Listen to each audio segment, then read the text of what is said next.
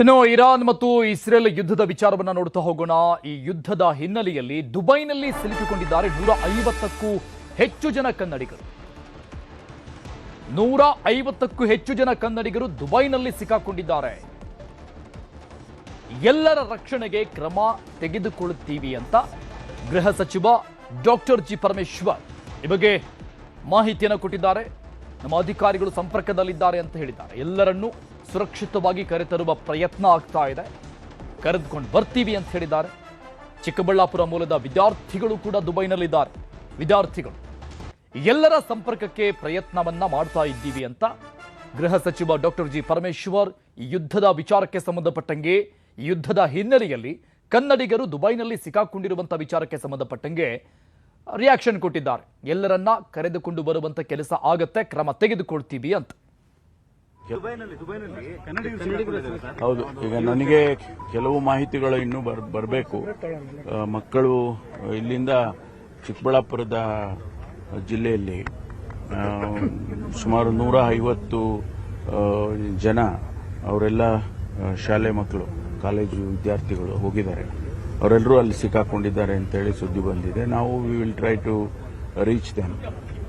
ನಾವು ಅವ್ರಿಗೆ ಏನು ಸಹಾಯ ಬೇಕೋ ಅದನ್ನೆಲ್ಲವೂ ಕೂಡ ರಾಜ್ಯ ಸರ್ಕಾರ ಮಾಡೋದಕ್ಕೆ ತಯಾರಿದೆ. ಅದಕ್ಕೆ ಸಂಬಂಧಪಟ್ಟವ್ರ ಜೊತೆ ಸಂಪರ್ಕ ಮಾಡೋದಕ್ಕೆಲ್ಲ ಪ್ರಯತ್ನ ಮಾಡ್ತಾ ಇದ್ದೀವಿ.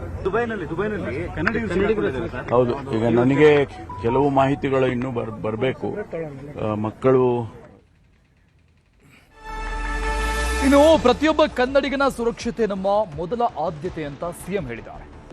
ಸಿಎಂ ಸಿದ್ದರಾಮಯ್ಯನವರು ಕೂಡ ಈ ವಿಚಾರಕ್ಕೆ ಸಂಬಂಧಪಟ್ಟಂಗೆ ರಿಯಾಕ್ಷನ್ ಕೊಟ್ಟಿದ್ದಾರೆ. ಕನ್ನಡಿಗರ ಜೊತೆ ಅಧಿಕಾರಿಗಳು ಸಂಪರ್ಕದಲ್ಲಿದ್ದಾರೆ. ಎಕ್ಸ್ನಲ್ಲಿ ಸಿಎಂ ಸಿದ್ದರಾಮಯ್ಯನವರ ಪೋಸ್ಟ್ ಇದು. ಸಿಎಂ ಮಾಹಿತಿಯನ್ನು ಕೊಟ್ಟಿದ್ದಾರೆ ಮತ್ತು ಭರವಸೆ ಕೊಟ್ಟಿದ್ದಾರೆ. ಕನ್ನಡಿಗರು ಸುರಕ್ಷಿತ ಸ್ಥಳಗಳಿಗೆ ತೆರಳುವಂತೆ ಮನವಿಯನ್ನು ಮಾಡಿಕೊಂಡಿದ್ದಾರೆ. ಎಕ್ಸ್ನಲ್ಲಿ ಸಿಎಂ ಸಿದ್ದರಾಮಯ್ಯನವರ ಪೋಸ್ಟ್, ಸುರಕ್ಷತೆಗೆ ಎಲ್ಲ ರೀತಿಯ ಅಗತ್ಯ ಕ್ರಮ ನಮ್ಮ ಕಡೆಯಿಂದಲೂ ಕೂಡ ಆಗತ್ತೆ, ಸುರಕ್ಷಿತವಾಗಿರಿ ಅಂತ ಸೂಚನೆ ಕೊಟ್ಟಿದ್ದಾರೆ. ಈ ಭಾಗದಲ್ಲಿರುವಂತಹ ಕನ್ನಡಿಗರಿಗೆ, ಎಲ್ಲೆಲ್ಲಿ ಕನ್ನಡಿಗರು ಸಿಕ್ಕಾಕೊಂಡಿದ್ದಾರೆ ಅಲ್ಲಿ ಸುರಕ್ಷತೆಗೆ ಬೇಕಾಗಿರುವಂತಹ ಎಲ್ಲ ರೀತಿಯ ಕ್ರಮಗಳನ್ನ, ಅಗತ್ಯ ಕ್ರಮಗಳನ್ನ ನಾವು ತೆಗೆದುಕೊಳ್ತಾ ಇದ್ದೀವಿ. ಅಧಿಕಾರಿಗಳು, ಈ ಸಂತ್ರಸ್ತರು ಏನಾಗಿದ್ದಾರೆ ಕನ್ನಡಿಗರು ಈ ಯುದ್ಧದ ಪರಿಣಾಮವಾಗಿ, ಸೊ ಅವರ ಬರುವಿಕೆಗಾಗಿ ಅವರನ್ನ ಕರೆದುಕೊಂಡು ಬರುವಂತ ನಿಟ್ಟಿನಲ್ಲಿ ಅವರ ಸಹಾಯಕ್ಕಾಗಿ ನಾವು ಕೂಡ ರೆಡಿಯಾಗಿದ್ದೀವಿ, ಕಾರ್ಯಪ್ರವೃತ್ತರಾಗಿದ್ದೀವಿ ಅಂತ ಪೋಸ್ಟ್ ಮಾಡಿದ್ದಾರೆ. ದುಬೈನಲ್ಲಿ ಬಳ್ಳಾರಿ ಮತ್ತು ಚಿತ್ರದುರ್ಗ ಪ್ರವಾಸಿಗರ ಪರದಾಟ ಶುರುವಾಗಿದೆ. ಇದೇ ಸಂದರ್ಭದಲ್ಲಿ ಅವರು ಪ್ರವಾಸಕ್ಕೆ ಹೋಗಿದ್ರು. ಪಾಪ ಅವ್ರಿಗೂ ಗೊತ್ತಿರಲಿಲ್ಲ ಈ ಮಟ್ಟಿಗೆ ಯುದ್ಧ ಆಗುತ್ತೆ ಅಂತ. ಫೆಬ್ರವರಿ 24ರಂದು ಬಳ್ಳಾರಿಯಿಂದ ಪ್ರವಾಸಕ್ಕೆ ಹೋಗಿದ್ದು, 24ನೇ ತಾರೀಕು. ಫೆಬ್ರವರಿ 28ಕ್ಕೆ ವಾಪಸ್ ಬರಬೇಕಾಗಿತ್ತು ಬಳ್ಳಾರಿಯಿಂದ ಹೋದಂಥ ಪ್ರವಾಸಿಗರು. ಆದ್ರೆ ವಾಪಸ್ ಬರೋಕೆ ಆಗ್ತಾ ಇಲ್ಲ. ಆದರೆ ಸುರಕ್ಷಿತವಾಗಿದ್ದಾರೆ ಅನ್ನೋ ಮಾಹಿತಿ ಇದೆ. 35 ಜನ ಹೋಗಿದ್ದು ಬಳ್ಳಾರಿಯಿಂದ. ಇನ್ನು ಚಿತ್ರದುರ್ಗದ 15 ಜನ ಪ್ರವಾಸಿಗರು ಕೂಡ ಅಲ್ಲೇ ಪರದಾಡ್ತಾ ಇದ್ದಾರೆ, ಬಟ್ ಸುರಕ್ಷಿತವಾಗಿದ್ದಾರೆ. ಸುರಕ್ಷಿತವಾದಂತಹ ಸ್ಥಳದಲ್ಲಿದ್ದಾರೆ. ಇಲ್ಲಿಂದ ಪ್ರವಾಸಕ್ಕೆ ಹೋದಂತ ಎಲ್ಲರೂ ಕೂಡ ದುಬೈನಲ್ಲಿ ಸಿಕ್ಕಾಕೊಂಡಿರುವಂತಹ ಬಳ್ಳಾರಿ ಮೂಲದ ಪ್ರವಾಸಿಗರು 35 ಜನ ಮತ್ತು ಚಿತ್ರದುರ್ಗದ 15 ಜನ ಪ್ರವಾಸಿಗರು ದುಬೈನಲ್ಲಿ ಪರದಾಡ್ತಾ ಇದ್ದಾರೆ. ಬಟ್ ಎಲ್ಲರೂ ಕೂಡ ಸುರಕ್ಷಿತವಾಗಿದ್ದಾರೆ ಅನ್ನೋ ಮಾಹಿತಿ ಇದೆ. ಆ ವಿಡಿಯೋ ಕೂಡ ನಾವು ನೋಡ್ತಾ ಇದ್ದೀವಿ.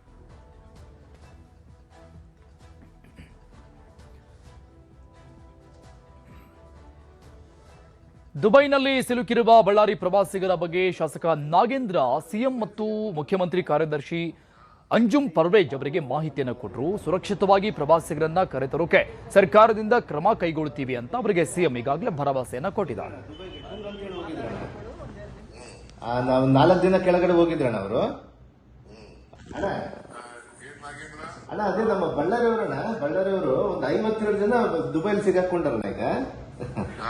ಅದೇ ಈಗ ತಾವು ಅದೇ ನಮ್ಮ ಇವ್ರು ಅಂಜುಂ ಪರ್ವೇಜ್ ಸರ್ ಮಾತಾಡ್ತಾರಂತಣ್ಣ. ಈಗ 52 ಜನ ಪಾಪ, ಅದರಲ್ಲಿ 25 ಜನ ಹೆಣ್ಮಕ್ಳಿದಾರಣ್ಣ.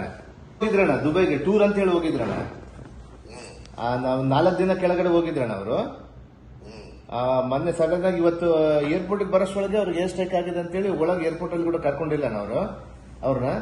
ಪಾಪ ಎಲ್ಲೋ ರಸ್ತೆಯಲ್ಲಿ ಇದ್ರೆ ಮತ್ತೆ ಅಲ್ಲಿಂದ ಬಂದು ಎಲ್ಲೋ ಒಂದು ಹೋಟ್ಲಲ್ಲಿ ಉಳ್ಕೊಂಡಾರಣ್ಣ ಈಗ 52 ಜನ.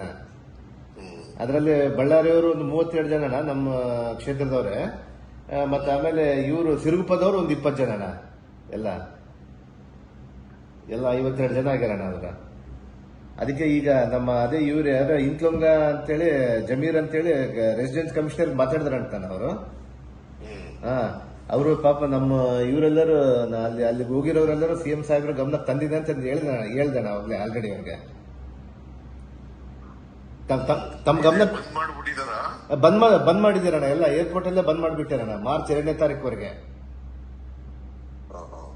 ಏರ್ ಸ್ಟ್ರೈಕ್ ಆಗಿದೆಣ್ಣ ಅಲ್ಲಿ. ಆಮೇಲೆ ನಮ್ಮ ಭರತ್ ರೆಡ್ಡಿನೂ ಅಲ್ಲೇ ಇದ್ದಾನಂತ. ಹೌದಣ್ಣ MLA ಅವ್ರು ಯಾರ್ಯಾರು ಹೋಗಿದ್ರೋ ಗೊತ್ತಿಲ್ಲಣ್ಣ, ಅವ್ರ ಫ್ಯಾಮಿಲಿ ಹೋಗಿದಾರ ಅಂತ ಹೇಳ್ತಾ ಇದ್ದ ನನಗೆ. ಬಟ್ ಇವ್ರು ಪಾಪ ಇವರೆಲ್ಲ ಹೋಗಿದ್ದವರು ಒಂದು 52 ಜನ ನಮ್ಮ ಟೂರ್ಗ್ ಅಂತ ಹೇಳಿ ಹೋಗಿದಾರಣ್ಣ. ನಮ್ಮವರು ಪಾಪ ಎಲ್ಲ ರೈತರು ಇದಾರಣ್ಣ ಅವರು. ಅದಕ್ಕೆ ತಾವು ಮಾತಾಡಿದ್ರಿ ಅಂತ ಹೇಳಿನಿ ನನಗೆ. ಮಾತಾಡ್ತೀನಿ ನಾನು ಈ ಕೂಡ್ಲೆ. ಅಣ್ಣ CS ಒಂದ್ಸರ್ತಿ ಮಾತಾಡ್ಬಿಟ್ಟಣ ಸ್ವಲ್ಪ ಅಲ್ಲಿ ಅಣ್ಣ ಅದೇ ಅವ್ರು ಮುಂದೆ ಮಾತಾಡ್ಬಿಟ್ರೆ ನಮ್ಮ ಪಾಪ ಅಂಜು ಪರ್ವೇಜ್ ಮಾತಾಡಿದ್ರಣ್ಣ. ಈಗ ಅವ್ರಿಗೆ ಮಾತಾಡಿ ಮತ್ತೆ ಅವರು ರೆಸಿಡೆಂಟ್ ಕಮಿಷನರ್ಗೂ ಮಾತಾಡಿ ನಾನು ಜಮೀರ್ ಅವ್ರಿಗೂ ಮಾತಾಡ್ದಣ್ಣ ಈಗ ಡೆಲ್ಲಿಯಲ್ಲಿ. ಅವ್ರು ಹೇಳಿದ್ದಣ್ಣ 2ನೇ ತಾರೀಕುವರೆಗೆ ಏನ್ ಮಾಡಕ್ ಆಗಲ್ಲ, ಸ್ವಲ್ಪ ಹೆಂಗಾದ್ರು ಅವ್ರನ್ನ ಇದು ಧೈರ್ಯವಾಗಿರ್ಲಿಕ್ಕೆ ಹೇಳಿ, ನಾವು ಇಂಡಿಯನ್ ಗವರ್ಮೆಂಟ್ ಇಂದ ಏನ್ ಬರುತ್ತೆ ಅವಾಗ ಮಾಡ್ಬೇಕಂತ ಹೇಳಿದ್ರಣ್ಣ ಅವರು. ಸರಿ ಅಣ್ಣ. ಇನ್ನು ದುಬೈನಲ್ಲಿರುವಂತಹ ಬಳ್ಳಾರಿ ಪ್ರವಾಸಿಗರ ಜೊತೆಗೆ ಶಾಸಕ ಬಿ ನಾಗೇಂದ್ರ ಅವರು ವಿಡಿಯೋ ಕಾಲ್ನಲ್ಲಿ ಮಾತನಾಡಿದ್ದಾರೆ. ಅಕ್ಕವ್ರೆ ಏನು ಟೆನ್ಷನ್ ತಗೋಬೇಡ್ರೆ, ಅಕ್ಕವ್ರೆ ಎಲ್ಲ ಒಳ್ಳೇದಾಗ್ತೈತೆ ಅಕ್ಕವ್ರೆ. ನಾವೆಲ್ಲ CM ಸಾಹೇಬ್ರಿಗೆ ಮಾತಾಡಿವಿ ಆಗ್ಲೇ. ಓಕೆ ಅಕ್ಕವ್ರೆ, ಓಕೆ ಅಣ್ಣ ನಮಸ್ಕಾರ ಅಣ್ಣ. ಗೊತ್ತಣ್ಣ, ಆರಾಮಿದ್ರಣ್ಣ? ಆರಾಮಿದೀವಣ್ಣ. ನೀವು ಕ್ಷೇಮವಾಗಿರೋಣ ಅಷ್ಟೇ. ನೀವು ಅಲ್ಲಲ್ಲ, ನಿಮ್ದು ಅಸೆಂಬ್ಲಿನಲ್ಲಿ ನೋಡಿದೆ, ನೀವು ಮಾತಾಡೋದಿಲ್ಲ. ಹೌದಣ್ಣ, ಬಹಳ ಖುಷಿ ಆಯ್ತು. ಥ್ಯಾಂಕ್ ಯು ಅಣ್ಣ.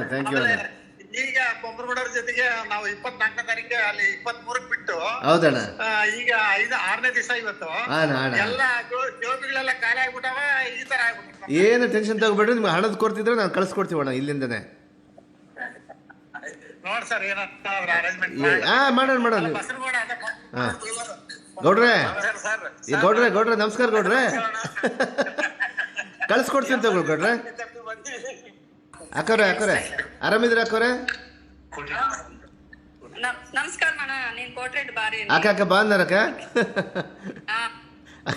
ఏం టెన్షన్ తీసుకోదండి అక్క. ఏం టెన్షన్ తీసుకోవట్లేదు, చాలా పెద్దవాళ్ళు వచ్చినారు, ప్లస్ ఇంకొకటి చాలా బీద వాళ్ళు కూడా మేము పిల్లలు పంపించినారని వచ్చినారు. అవునవును, ఏమి టెన్షన్ తీసుకోదండి అక్క, దానికంతా అరేంజ్మెంట్ చేస్తామంట మనము. చాలా వాళ్ళు కూడా వచ్చినారు ఎందుకో ఈ ట్రిప్ లో. అవునవును బాధ అనిపించింది. అవునవును, ఏం టెన్షన్ తీసుకోవాలి, మనం అందరూ ఉన్నాం లెక్క చేస్తామంట. పిల్లలు పంపించినారని వచ్చి. అవునవును అది సరే అక్క. CM గారికి కూడా మాట్లాడినాం అక్క, CM వాళ్ళకి మాట్లాడినాం, చీఫ్ మినిస్టర్కి మాట్లాడినాం అక్క. సరే అಣ್ಣ ನಮಸ್ಕಾರ. ಸರ್ ನಮಸ್ಕಾರ. ಅಣ್ಣ ಶರಣಪ್ಪ ಅಂತ ಹೇಳಿ. ರೈಟ್ ಶರಣಪ್ಪ ಅಣ್ಣ. ನಮಸ್ಕಾರ ಅಣ್ಣ.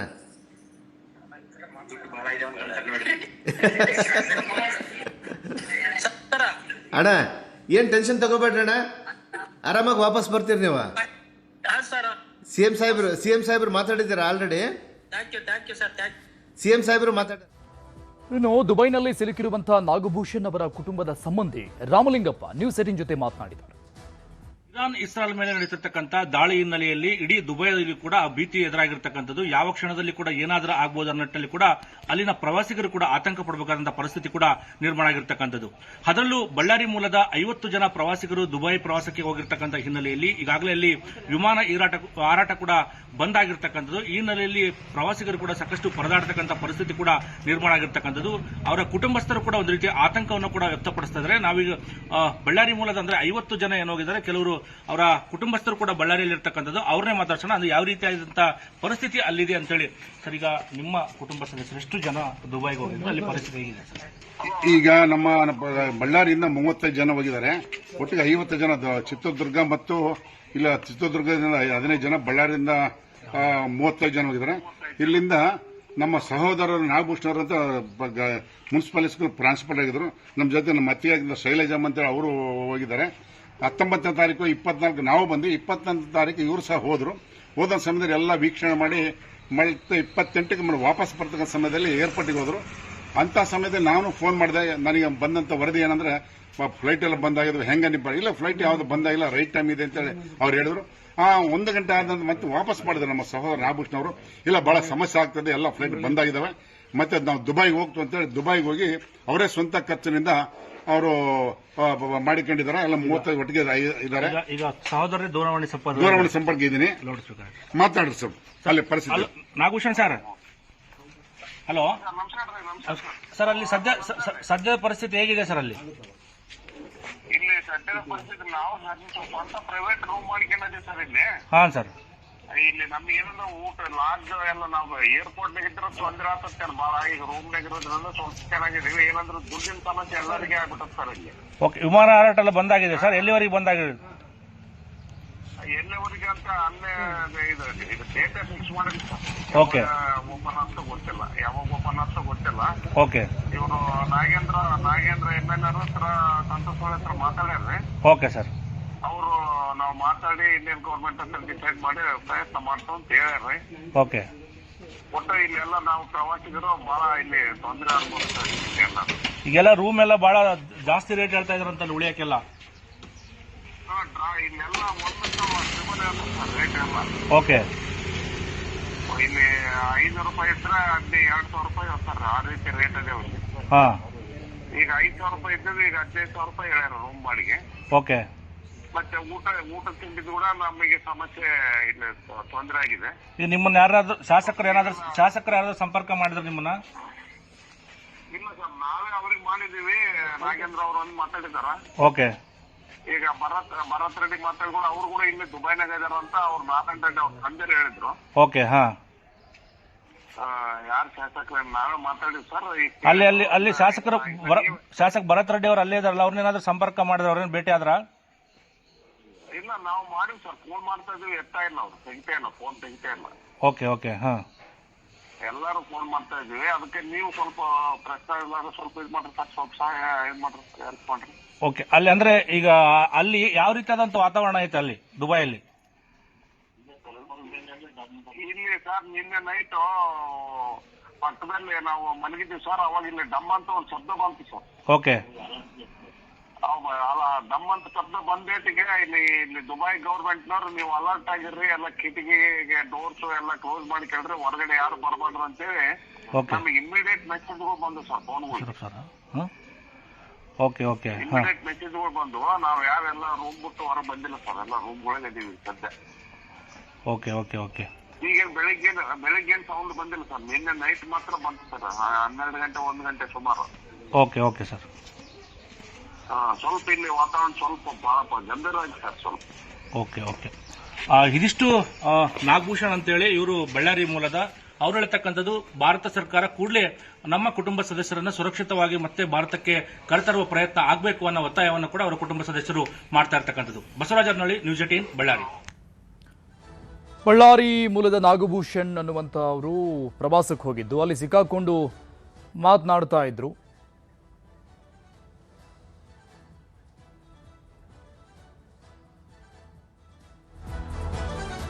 ಓಕೆ, ಈ ಬಗ್ಗೆ ಮಾತನಾಡೋದಕ್ಕೆ ಬಳ್ಳಾರಿಯಿಂದ ದುಬೈಗೆ ಪ್ರವಾಸಕ್ಕೆ ಹೋಗಿದ್ದಂತ ದಾಕ್ಷಾಣಿ ಅವರು ಸಂಪರ್ಕದಲ್ಲಿದ್ದಾರೆ. ಮೇಡಮ್ ನಮಸ್ಕಾರ. ನಮಸ್ಕಾರ ಸರ್.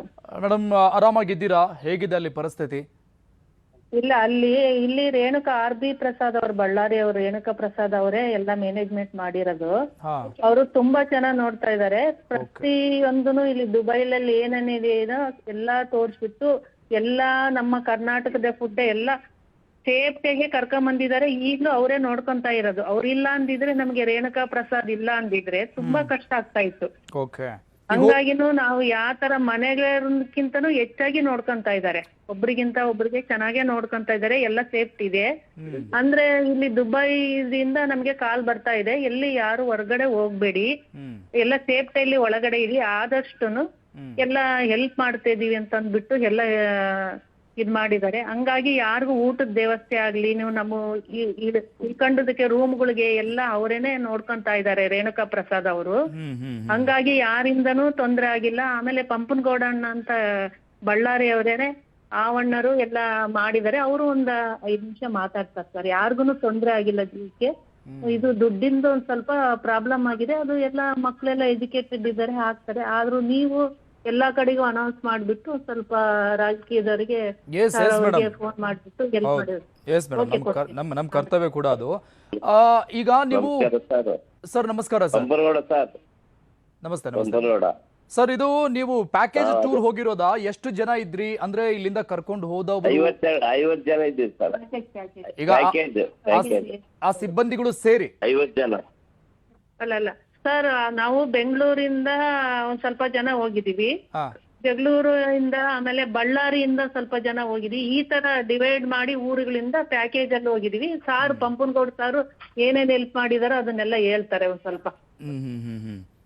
ಮೇಡಮ್, ಎಷ್ಟು ದಿನಕ್ಕೆ ಪ್ಲಾನ್ ಆಗಿತ್ತು? ಎಷ್ಟು ದಿನದ ಪ್ಯಾಕೇಜು? 5 ದಿವಸ 4 ನೈಟ್ 5 ಹಗಲು. ಅಂದ್ರೆ ನೀವು 28ನೇ ತಾರೀಕು ವಾಪಸ್ ಬರ್ಬೇಕಾಗಿತ್ತು.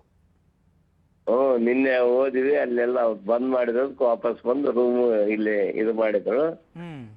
ಇಲ್ಲಿ ಎಲ್ಲಿ ಸಿಗ್ಲಿಲ್ಲ. ಒಂದು ಅಪಾರ್ಟ್ಮೆಂಟಾಗ, ಸರ್ವಿಸ್ ಅಪಾರ್ಟ್ಮೆಂಟ್ ಸಿಕ್ತಿ ದಿನ 5,000 ರೂಪಾಯಿ ಇದು, ಒಬ್ರಿಗೆ 1,000 ರೂಪಾಯಿ ಊಟ, ಎಲ್ಲಾ ದಿವಸ ಇಬ್ಬರಿಗೆ 12,000 ರೂಪಾಯಿ ದಿವಸಕ್ಕ. ಅಂದ್ರೆ ಈಗ ಅಲ್ಲಿ ರೇಟ್ ಜಾಸ್ತಿ ಮಾಡಿದಾರೆ ಹೋಟೆಲ್ ನಲ್ಲಿ ಇರೋಕೆ, ಊಟಕ್ಕೆಲ್ಲ ಅಲ್ಲ? ರೇಟು ಜಾಸ್ತಿ ಮಾಡಿದ್ರು. 5,000 ಇದ್ದು ಡಬಲ್ ಮಾಡ್ಯಾರ. ಡಬಲ್ ಮೊದ್ಲೆಲ್ಲ 4,000 5,000 ಇತ್ತಂತೆ ರೂಮ್ ಬಾಡಿಗೆ. ಅಂತದ್ ಇವತ್ತು ಒಬ್ಬ ಮನುಷ್ಯನಿಗೆ 5,000 ರೂಪಾಯಿ ತಗೊಂಡು ಊಟ. ಇರ್ಲಿ ಸರ್. ಈಗ ಆ ಬಗ್ಗೆ ನಾಗೇಂದ್ರ MLA ಅವ್ರು ಮಾತನಾಡಿದ್ರು, ನಾವು ಕೂಡ ನೋಡಿದ್ವಲ್ಲ, ತೋರಿಸಿದ್ವಿ ಅದನ್ನ. ದುಡ್ಡಿನ ಸಹಾಯ ಏನಾದ್ರು ಬೇಕಂದ್ರೆ ನಾವು ಕಳಿಸ್ಕೊಡ್ತೀವಿ ಅಂತ ಹೇಳಿದ್ದಾರೆ. ಸೊ ಟೆನ್ಷನ್ ಮಾಡ್ಕೋಬೇಡಿ, ಆರಾಮಾಗಿರಿ. Right sir, right. ಆಮೇಲೆ ಇದು ಫ್ಲೈಟ್ಗಳು ಕ್ಯಾನ್ಸಲ್ ಆಗಿದೆ ಅನ್ನೋ ವಿಚಾರ ಯಾವಾಗ ಗೊತ್ತಾಯ್ತು ನಿಮಗೆ? ಏರ್ಪೋರ್ಟಿಗೆ ಬಂದ್ಮೇಲೆ ಗೊತ್ತಾಗಿದ್ದ? ನಿನ್ನೆ ಏರ್ಪೋರ್ಟಿಗೆ ಬಂದ್ಮೇಲೆ ಗೊತ್ತಾಯ್ತು. ಅಲ್ಲಿ ಹೋದ್ವಿ, ಪೊಲೀಸರೆಲ್ಲ ಇದು ಮಾಡಿ ವಾಪಸ್ ಬಂದ್ ಮಾಡಿ. ಸರ್ ನಿನ್ನೆ ನಾವು ಸಾಯಂಕಾಲ ಬಸ್ನಿಂದ ಹೋದ್ವಿ, ನಮ್ಗೆ ಫ್ಲೈಟ್ ಇದ್ದಿದ್ದು ಸರ್. ಅಲ್ಲಿ ಹೋದ ತಕ್ಷಣನೇ ಬ್ಲಾಕ್ ಆಗ್ಬಿಡ್ತು, ಏರ್ಪೋರ್ಟ್ ಬ್ಲಾಕ್ ಮಾಡಿಬಿಟ್ರು. ಅಂದ್ರೆ ನಿಮ್ಗೆ ಚೆಕಿಂಗ್ ಎಲ್ಲ ಮಾಡಿದ್ರ? ಆಲ್ರೆಡಿ ಆಗಿತ್ತಾ? ಬೋರ್ಡಿಂಗ್ ಎಲ್ಲ ಆಗಿತ್ತಾ? ಇಲ್ಲ ಸರ್, ಒಳಗಡೆ ಹೋಗ್ಲಿಲ್ಲ. ನಾವಿನ್ನ ಒಳಗಡೆ ಹೋಗ್ಲಿಲ್ಲ. ಪೊಲೀಸ್ ಎಲ್ಲ ಫುಲ್ ಸೆಕ್ಯೂರಿಟಿ ಇತ್ತು. ಪೊಲೀಸ್ನವರೇ ಹೊರಗೆ ಕಳಿಸ್ಬಿಟ್ರು ನಮ್ಮನ್ನ. ಓಕೆ. ಅಂದ್ರೆ ಏರ್ಪೋರ್ಟ್ ಒಳಗೆ ಬಿಡ್ಲಿಲ್ಲ? ವಾಪಸ್ ಮತ್ತೆ ಇಲ್ಲ ಬಿಡ್ಲೇ ಇಲ್ಲ. ನಾವು ಸೀದಾ ಶಾರ್ಜಾದಿಂದ ಮತ್ತೆ ವಾಪಸ್ ದುಬೈಗೆ ಬಂದ್ವಿ. ದುಬೈ ಬಂದು ಇವನ್ ಯಾರು ಕರ್ಕೊಂಬಂದಿರೋ ಏಜೆನ್ಸಿ ನಮ್ಗೆ ರೂಮ್ ಎಲ್ಲ ಮಾಡಿಕೊಟ್ಟಿದ್ದಾನೆ. ಅವನ್ದೇನ್ ತೊಂದ್ರೆ ಇಲ್ಲ ಪಾಪ. ಏನೋ ಪೇಪರ್ನವರೇನೋ ಉಲ್ಟಾ ಸ್ಟೇಟ್ಮೆಂಟ್ ಕೊಟ್ಟಾರಂತೆ, ಅದೆಲ್ಲ ತಪ್ಪು. ಆಕ್ಚುಲಿ ಅವ್ನು ಚೆನ್ನಾಗಿ ನೋಡ್ಕೊಂಡಿದ್ದಾನೆ. ನಮ್ಗೆ ರೂಮ್ ಎಲ್ಲ ಮಾಡಿಕೊಟ್ಟಿದ್ದಾನೆ, ಊಟ ತಿಂಡಿ ಎಲ್ಲ ವ್ಯವಸ್ಥೆ ಮಾಡ್ತಾ ಇದ್ದಾನೆ. ಬಟ್ ಹಣ ನಾವು ಕೊಡ್ತಾ ಇದೀವಿ. ಅವನ ಹತ್ರ ದುಡ್ಡು ಪಾಪ ಒಬ್ಬನಿಗೆ ಅಷ್ಟು ಜನಕ್ಕೆ ದುಡ್ಡಿಗೆ ಎಲ್ಲ ವ್ಯವಸ್ಥೆ ಹೆಂಗ್ ಮಾಡ್ತಾನೆ? ಆಗ್ತಾ ಇಲ್ಲ. ಅದೆಲ್ಲ ಅವನು ವ್ಯವಸ್ಥೆ ಮಾಡ್ತಾ ಇದ್ದಾನೆ, ಒಳ್ಳೇದೇ, ಅಂತ ತೊಂದ್ರೆ ಏನಿಲ್ಲ. ಬಟ್ ಅವರು 1 to 2 3 ಚಾರ್ಜ್ ಮಾಡ್ತಾ ಇದ್ದಾರೆ. Okay sir. ಇಲ್ಲಿ ಎಮರ್ಜೆನ್ಸಿ ಬೇರೆ ಡಿಕ್ಲೇರ್ ಮಾಡ್ಬಿಟ್ಟಿದ್ದಾರೆ. ಒಂದು ವೆಹಿಕಲ್ ಹೋಗ್ತಾ ಇಲ್ಲ, ರಸ್ತೆ ಮೇಲೆ ಒಬ್ರು ಇಲ್ಲ, ಜನ ಯಾರಿಲ್ಲ. ಆಮೇಲೆ ಹೋಟೆಲ್ಸ್ ಎಲ್ಲ ಬಂದು, ಅಂಗಡಿಗಳೆಲ್ಲ ಬಂದು, ಮಾಲ್ ಎಲ್ಲ ಬಂದು, ಸೊ ಹಂಗಾಗಿ ಪ್ರಾಬ್ಲಮ್ ಆಗ್ತಾ ಇದೆ. Okay sir, don't worry. ಎಲ್ಲ ಸಹಕಾರ ಸಿಗುತ್ತೆ ನಿಮಗೆ, ಆರಾಮಾಗಿರಿ, ಟೆನ್ಷನ್ ಮಾಡ್ಕೋಬೇಡಿ. Thank you so much news 18 ಜೊತೆ ಮಾತನಾಡಿದ್ದಕ್ಕೆ.